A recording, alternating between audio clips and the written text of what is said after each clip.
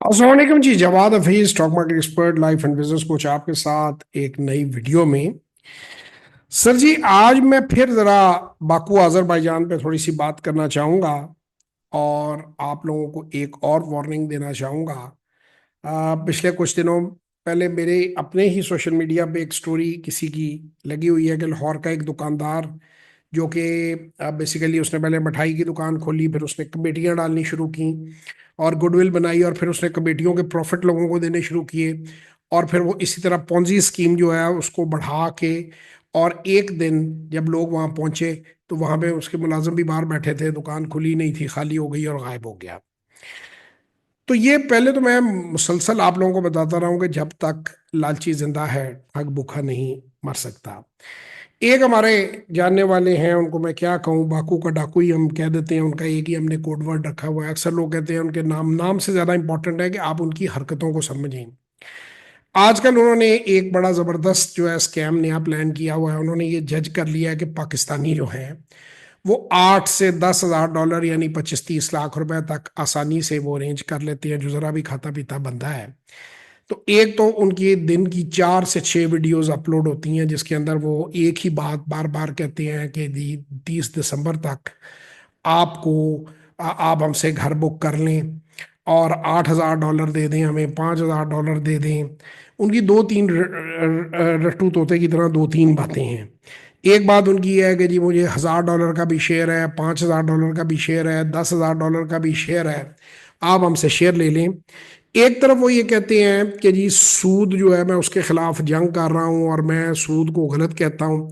दूसरी तरफ वो फिक्स परसेंटेज पे मीटर पे पैसा उठाना, जो इंतहाई इलीगल काम है, 3% 4% पे। देखिए, सूद में और नफे नुकसान में ये फर्क होता है कि सूद में प्री डिटर्मिंड होता है कि आपको क्या मिलना है, यानी प्री कैलकुलेटेड होता है कि जी आप हमारे साथ गाड़ी डालें और 3% ले लें। दूसरा वो कहते हैं कि हर चीज का 40% 30% मैं रखूंगा मुनाफा और 70 आपको दूंगा। यानी वो सिंपल सी बात यह है कि प्लान ये है कि आप अपने पैसे किसी के साथ फंसा लें, उसकी आप रहमो करम के ऊपर हैं। कोई स्ट्रक्चर नहीं है, कोई ऐसी कंपनी नहीं है, कभी वो रीट का नाम उसको दे देना। रीट होती है डॉलमन सिटी रीट है ना, पीएसएक्स पे जाएं उसका रेट खुलता है। रीट ये नहीं होती कि मैं अपने मकान की ईंटें बेचनी शुरू कर दूं तो मैं उसको रीट कह दूं, या मैं कोई प्रॉपर्टी डीलर हूं। वो बंदा बेसिकली प्रॉपर्टी डीलर है और वो लोगों को पहनाए जा रहा है, बेवकूफ बनाई जा रहा है कि मैं जो हूं वो। इतनी प्रोजेक्ट्स जितने वो बताता है कि इतने प्रोजेक्ट्स को कोई बंदा को मल्टीनेशनल भी नहीं कर सकती। वो बेसिकली प्रोजेक्ट्स उसके हैं ही नहीं है ना। आप किसी की भी बिल्डिंग के आगे वीडियो बना लें और लोगों को कहेंगे जी आप गाड़ियां डाल लें तो 3% महीने का लेते जाएं, और आप प्रॉपर्टी ले लें तो 4% है। अच्छा, ये दुनिया का वाहिद बंदा है कि जिससे पहले ही एडवांस में भी प्रॉफिट निकाला हुआ है, कि ऐसे है जैसे अजरबैजान में कोई प्रॉपर्टी को फिक्स किसी स्टैंडर्ड से बढ़ रही है। दुनिया के किसी मुल्क में इस तरह नहीं होता। ये होता है कि माजी, हाल और मुस्तकबिल को एनालाइज करके एक्सपेक्टेशन होती है। बाज दफा हमारी एक्सपेक्टेशन से ज्यादा बढ़ती है, बाज दफा एक्सपेक्टेशन से कम बढ़ती है, और बाज दफा चीज नहीं भी बढ़ती। अब 2-2 3-3 साल से उस आदमी ने लोगों से पैसे उठाए हुए हैं। अच्छा, फिर वो कह रहा है कि पाकिस्तान के अंदर भी हमारे प्रोजेक्ट बन रहे हैं, हम अभी भी प्रोजेक्ट कर रहे हैं और हमारे प्रोजेक्ट जो है उस पर लोग पैसे लगा रहे हैं। भाई, पाकिस्तान में कराची, लाहौर, इस्लामाबाद, बैरिया टाउन, डीएचए के कई प्रोजेक्ट टोटली फ्लॉप हो चुके हैं। आधी कीमत पे प्लॉट आ गए हैं, उनका बाहर ही नहीं है। कंक्रीट के जंगल खड़े हैं कई जगह के ऊपर, लोगों के पास पैसे नहीं है, कंक्रीट की बिल्डिंग उन्होंने बना दी है, उन्हें फिनिश करने के पैसे नहीं है। 20-20 22-22 स्टोरीज बिल्डिंग, 15-15 स्टोरीज बिल्डिंग जो है वो खड़ी है। लाहौर में 43 बिल्डिंग्स हैं मेरी नॉलेज में जो खड़ी हैं। इस्लामाबाद में जो लोग भाग गए हैं, ये वाहिद भाई साहब हैं जो पाकिस्तान में भी प्रॉपर्टी जो है वो उसमें प्रोजेक्ट कहते हैं मैं कर रहा हूँ, ये अजरबैजान में भी कर रहे हैं। कभी ये लोगों को कहते हैं कि दुनिया भर के मुल्कों से आप मेरे मेरे साथ जो है वो इन्वेस्टमेंट कर दें। देखें भाई, इसका एंड इसका पोंजी स्कीम का एक ही चीज पे होता है, he is a Ponzi scheme. 101% किराए का दफ्तर है। वो बंदा अपने मेरे जहां तक अंदाजा असेसमेंट है या कुछ दोस्तों से पता चला, अपने पैसे, वो जितने पैसे आप उसको ट्रांसफर करते हैं वो निकाल रहा है उस मुल्क से, और वो आराम से फ्लाइट पकड़ेगा और दुनिया के किसी भी मुल्क में जाके पहुंच जाएगा। अब पहली बात तो ये कि पाकिस्तान में जो बंदा 20-25 लाख रुपए उसे दे के बैठा हुआ है, वो उसके पास तो अजरबैजान जाने का खर्चा ही नहीं है। अगर पहुंच भी जाए तो वहां पे अदालत में वो क्या कहेगा। ऐसे जितने भी बिजनेसेस हैं, ये इंडियन भी, उस दिन सोनू शर्मा साहब को मैं सुनता हूँ, वो भी ये बात कर रहे थे, 2025 की हवाले से बात कर रहे थे कि ऐसे लोग लोग रोजाना धोखा खाते हैं, लोग रोजाना झूठ देखते हैं, फिर उनको अकल नहीं आती। तो ऐसे लोगों का अंजाम ये होता है कि मोबाइल बंद हो जाते हैं और दफ्तर किराए का होता है वो खाली हो जाता है। मैं आपसे ये कहता हूं कि अगर सुबह वो दफ्तर बंद हो जाए, किराए का दफ्तर है, और मोबाइल्स जो है वो ऑफ हो जाएं, तो आप उनको ढूंढेंगे कहाँ।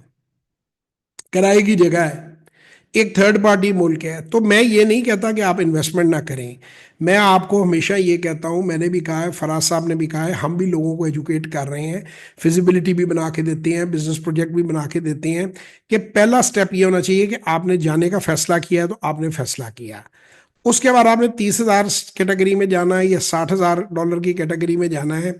उस पैसे को आप अपने अकाउंट में वहां जाकर रखें, आप अपनी टीआरसी लें, आप खुद सर्वे करें, 10 किस्म के लोगों से मिलें, प्रॉपर्टियां देखें। क्यों आप एक ही आदमी तक महदूद रहें।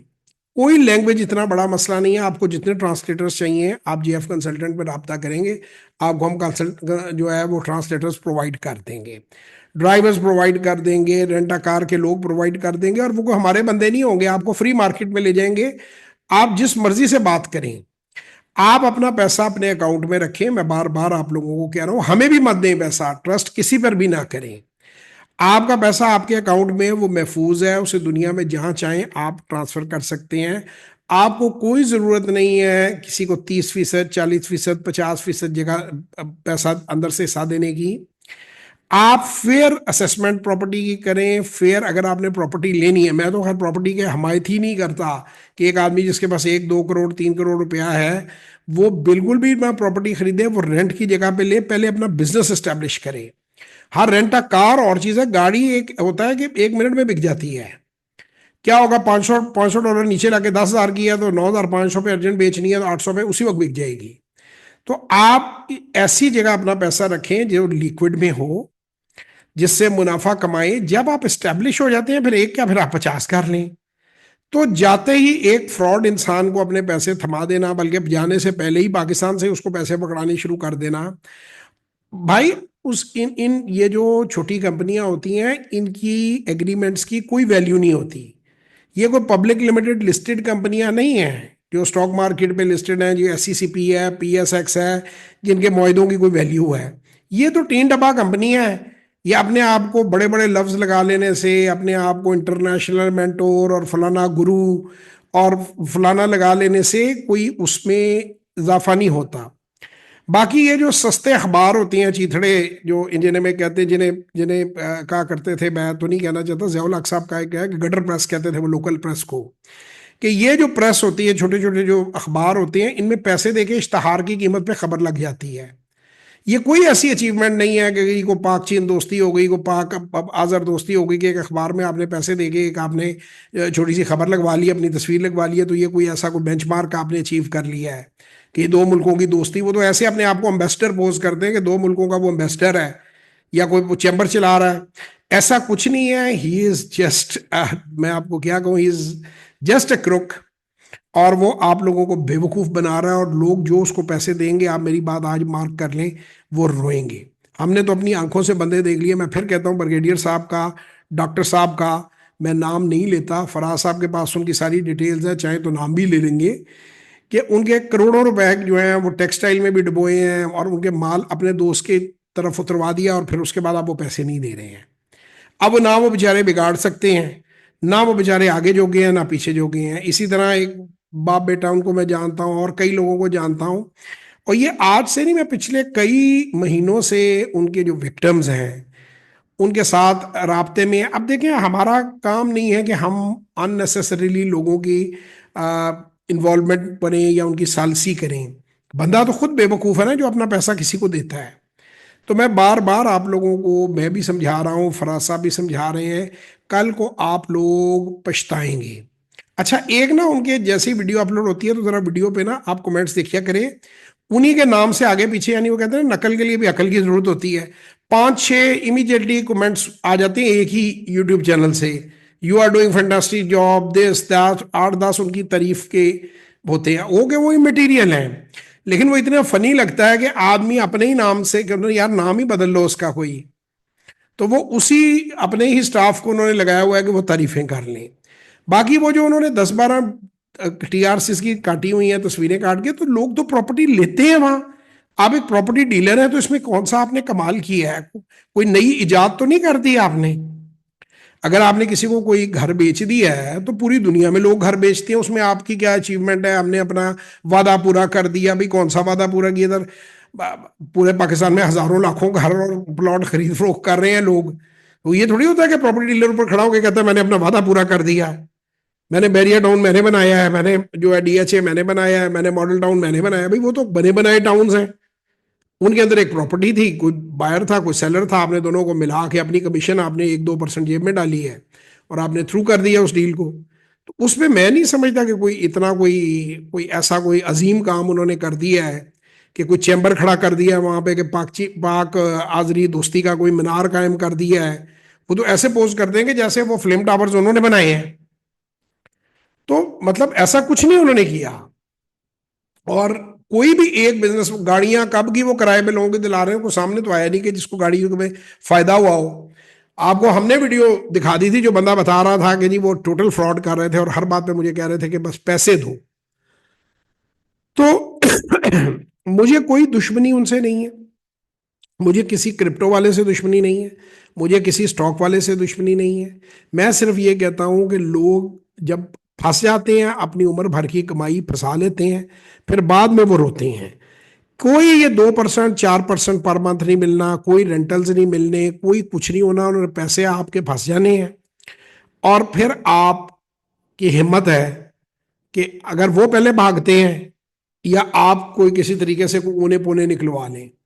तो मैं एक ही आपको बात कहूंगा, it's not about Baku, it's not about Lahore, it's not about America. अपना पैसा किसी को मत दो, अपना पैसा अपने कंट्रोल में रखो, अपने बैंक अकाउंट में रखो, अपने कब्जे में रखो। आपने ठीक है प्रॉफिट बैंक से लेना है, लो नहीं लेना है ना लो, ये आपका पर्सनल मैटर है। मैं कोई तरकीब नहीं किसी को देता कि वो बैंक का प्रॉफिट जो है उसको इस्तेमाल करे। लेकिन इस तरह के नौसरबाजों को जो मज़हब के नाम के ऊपर जो आयतें बढ़ बढ़ के ठगियां लगाते हैं, जो सबसे बड़ा फ्रॉड होता है ना, वो मज़हब का सहारा लेने की कोशिश करता है। तो आप कारोबार में मजहब का सहारा मत लें। कोई आप अजीम काम नहीं कर रहे, कोई आपने ऐसा अजमत का मीनार नहीं खड़ा कर दिया। You are just a property dealer. और मैं तो शुरू से थर्ड रेट प्रॉपर्टी डीलर, कि जो एक अच्छी व्हीकल भी नहीं है आपके पास, गाड़ी बंद हो जाती है उसको धक्का मारना पड़ता है, तो इस किस्म की गाड़ियां उनकी चढ़ाई पे हीट हो जाती है। तो वो उसकी वजह यही है कि जो भी वो औने पौने दामों जो पैसे मिल रहे हैं, उन पैसों को समेट के वो मेरा ख्याल है बाहर किसी मुल्क में जाने की तैयारी कर रहे हैं, और सूनर और लेटर वो भाग जाएंगे। पोंजी स्कीम का एक ही फार्मूला होता है, जब तक इनफ्लो ज्यादा हो आउटफ्लो से, थोड़ा बहुत आउटफ्लो देना पड़ता है लोगों को दिखाने के लिए। जब आउटफ्लो बढ़ने लगता है इनफ्लो से, तो बंदा भाग जाता है। यानी 100 आए ना और 50 देने हैं, तो इकट्ठे होते जा रहे हैं, अंदर आने वाले पैसे ज्यादा हैं, शिकार ज्यादा मिल रहे हैं, तो वो लेते गए पैसे और उसमें से कुछ देते गए। जब देने वाली बारी आती है, जो कि बिजनेसेस तो होते ही नहीं है, खा पी लिया होता है, तो फिर वो बंदा फरार हो जाता है। और वो लोगों के प्रोजेक्ट हैं जिनके नाम पे उन्होंने पैसे पकड़े हुए हैं, उन्होंने जाली कागज बनाए हुए हैं, ये तेरा 1,000 का शेयर, तेरा 500 का शेयर, बाथरूम तेरे नाम है, गटर तेरे नाम है, पाइपें तेरे नाम है, पंखा तेरे नाम है। वो कहाँ आप लोग वहां झगड़ते फिरेंगे? कभी इस तरह की किसी सहीउल अक्ल आदमी को आपने बात करते देखा है कि सोफा किसी का होगा, कुर्सी किसी की होगी, मेज किसी का होगा, फ्लैट किसी का होगा, कालीन किसी का होगा, हम सब मिल के जो है ये इस्लामी तरीके से हम बिजनेस कर रहे हैं? व्हाट नॉनसेंस इन 2025! ये कौन सा इस्लामी तरीका है जिसके अंदर मैंने तो कम से कम इसका मजहब से तो, किसी इस्लाम खाम नामी बंदे से तो इस तरीके का ताल्लुक हो सकता है, दीन इस्लाम से इस तरीके का कोई ताल्लुक नहीं है। कोई ऐसी मिसाल नहीं है कि जिसमें कोई इस तरीके से बिजनेस चलाए होंगे जी। अब कमरे के अंदर पंखा किसी का है, कमरे में टेबल किसी की है, वो जो है कालीन किसी का है, लाइटें किसी ने लगाई हुई है, बिल्डिंग किसी की है, तो उस पे एंड पे झगड़े ही पड़नी है। ये तो मैं आपसे कहता हूं कि आप एक फैमिली मेंबर के अंदर अगर आपके 2-3-4 भाई मुख्तलिफ जगह से कमा रहे हो, और वो एक ही प्रॉपर्टी के अंदर वो पैसे लगा रहे हैं, कोई शेल्टर लगवा देता है, कोई वो लगवा देता है, और वो रेंट पे चढ़ रही है, तो आप ट्रस्ट मी कि साल 2 साल के अंदर वो भाई दस्तों गिरेबान होंगे, वो एक दूसरे के साथ हाथापाई करेंगे, मुकदमात होंगे, और वो किसी के भी काम नहीं आएगा और उसमें सिर्फ लड़ाई पड़ेगी। कोई ऐसा तरीका नहीं होता कि जिसको बिजनेस इस तरह चलाने का। उसने बंदे ने अपनी एक प्राइवेट स्टॉक मार्केट बना ली है जिसमें अपने ही शेयर हैं, मैं बकरियां भी पालूंगा, मैं वो जो है वो फलानी जगह पे, वो जंगल के अंदर गाड़ी ड्राइव करता है और लोग बेवकूफ़ इतने हैं कि जी यहाँ पे हम रिजॉर्ट बनाएंगे। वो भाई रिजॉर्ट के लिए बड़ी सप्लाईज चाहिए होती हैं, स्टाफ चाहिए होता है, एयर कंडीशनिंग चाहिए होती है, बिजली चाहिए होती है, पानी चाहिए होता है, गैस चाहिए। टेढ़ी पहाड़ी खींच के जी ये हमने पहाड़ी ले ली है, इस पे हमने, तो वो भी सब फ्रॉड है वहां। मैं वहां बड़े हाई अप लोगों से मिला हूं, उन्होंने बताया कि इस तरह के किसी ट्रैप में मत फंस जाएं। तो ये उल्टे पुल्टे मंसूबे ना करें कि कभी हम जी बकरियां पालेंगे और कभी हम वहां पे गाय पालेंगे और कभी हम वहां पे डेयरी फार्म पालेंगे और ये लोग गोश्त बड़ा पसंद करते हैं। वो भाईजान इस तरह नहीं होता। बाहर के मुल्कों में काम कंपनी बनाकर काम होता है, अपने नाम पर काम होता है अगर करना है, वरना न करें। करना है तो उसको सही तरीके से करें। एंड पे जाते भी कहूंगा कि कोड़ी हो जड़ी थल्ले, पैसा हो जड़ा पल्ले, ते हुक्म हो जड़ा चले। आपका पैसा वो है जो आपकी पॉकेट में है, आपके वॉलेट में है, या आपके बैंक अकाउंट में है। जो पैसा आपने किसी बंदे को दे दिया, वो उसकी स्वाबदीद पे है कि वो लौटाए या ना लौटाए। तो ये कोई किराया नहीं मिलना आपको, किसी किस्म का कोई किराया नहीं मिलना। ये इस्लामाबाद में भी लोग धक्के खाते फिर रहे हैं, किराया ढूंढ रहे हैं पहाड़ियों पे कि इस पहाड़ी पे कहीं मेरी भी दुकान थी।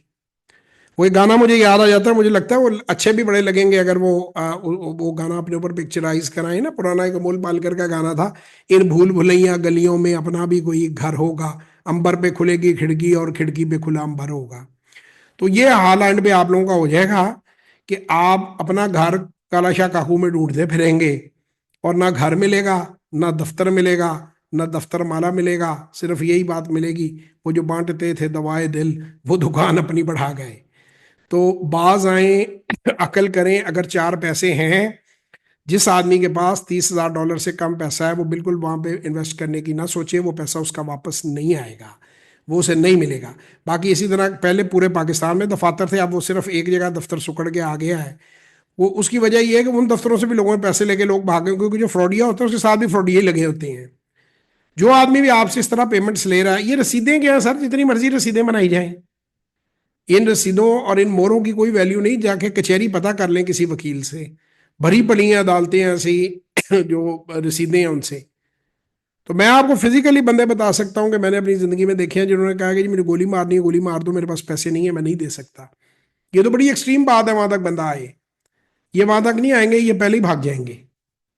तो अकल करें, इस तरह के काम ना करें। आजरबाईजान एक बहुत अच्छा मुल्क है, वहाँ बहुत बिजनेस अपॉर्चुनिटीज हैं, वहां पे बड़ी ग्रोथ है, लेकिन उसको खुद समझें, खुद काम करें, खुद पैसा कमाएं।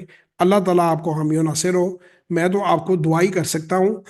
ये हर 3 दिन की 4 वीडियोज उस बंदे की अपलोड हो रही हैं कि मुर्गे फंसे सही किसी तरह, ठीक है ना। तो वो मुर्गे बस के, कभी वो किसी होटल में चला जाता है, कभी वो किसी हॉस्टल में चला जाता है, कभी वो किसी बिल्डिंग में चला जाता है, कभी वीराने में चला जाता है। वही कहानी है, पिछले आप 3-4 साल पहले से उठाकर देख लें, कोई फर्क उस कहानी में नहीं आया। तो आगे आपकी मर्जी है, समझाना हमारा काम था। अगर आपने जायज़ तरीके से अक्लमंदों की तरह डॉक्यूमेंटेड ही काम करना हो तो jfconsultant.net, jawahirhafiz.net के ऊपर जाएं, आप हमारे साथ मीटिंग बनाएं, हम आपको जायज़ तरीका दुरुस्त तरीका बता देंगे। आगे आपकी मर्जी है। पैसा अगर मैं भी मांगूँ तो मुझे भी पैसा मत दें।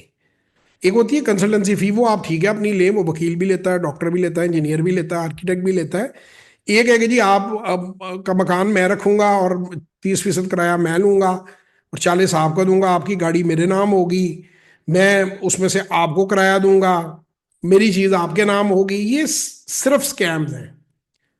एक जाते हुए मैं बड़ी फिल्में इंडिया की कहता हूँ, एक वो उसकी फिल्म है अब राउडी राठौर। उसमें ना अक्षय कुमार वो हिसाब करता है कि ये तेरे पैसे ये मेरे पैसे, वो सीन देख लीजिएगा राउडी राठौर का। ये अजरबैजान में भी आपके साथ वो चिंता ना होने वाला है। तो बेहतर है कि इससे परहेज करें, और उम्मीद करता हूँ कि इस वीडियो से शायद कुछ लोग बच जाएं, वरना वहां तो छुरी तेज है, बस बकरे के पहुंचने की देर है। खुश रहें, अपना बहुत ख्याल रखें, दुआओं में याद रखें। इंशाल्लाह फिर किसी वीडियो में आपसे मुलाकात होगी, तब तक के लिए खुदा हाफिज। पाकिस्तान जिंदाबाद।